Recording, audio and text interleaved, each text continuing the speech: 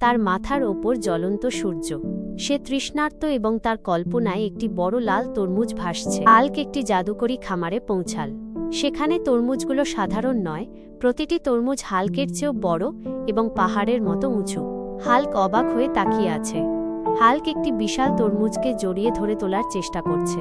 তার সবুজ পেশিগুলো ফুলে উঠেছে, কিন্তু তরমুজটি খুব পিচ্ছিল হওয়ায় সেটি তার হাত থেকে ফসকে যাচ্ছে। হঠাৎ তরমুজটি পাহাড়ের ঢাল বেয়ে নিচের দিকে গড়াতে শুরু করল এবং হাত বাড়িয়ে সেটি ধরার চেষ্টা করছে।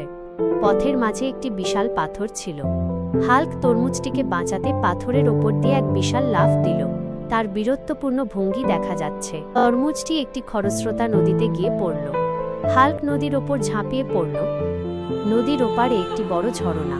তরমুজটি ঝরনার নিচে পাথরে আটকে গেল। হাল্ক হাঁপাতে হাঁপাতে সেখানে পৌঁছে বিজয়ীর হাসি দিল। তরমুজের ভেতরটা দেখা যাচ্ছে। একদম টকটকে লাল এবং কালো দানাগুলো হীরা বা মুক্তোর মতো চকচক করছে। খুবই সুস্বাদু লাগছে দেখতে। হাল্ক তরমুজের একটি অর্ধেক অংশ দুই হাতে ধরে মুখে পুরে দিল। তার গাল বেয়ে লাল রস পড়ছে এবং তার চোখগুলো তৃপ্তিতে বন্ধ হয়ে আছে। হাল্ক শান্ত হয়ে নদীর পাড়ে ঘাসের ওপর শুয়ে আছে।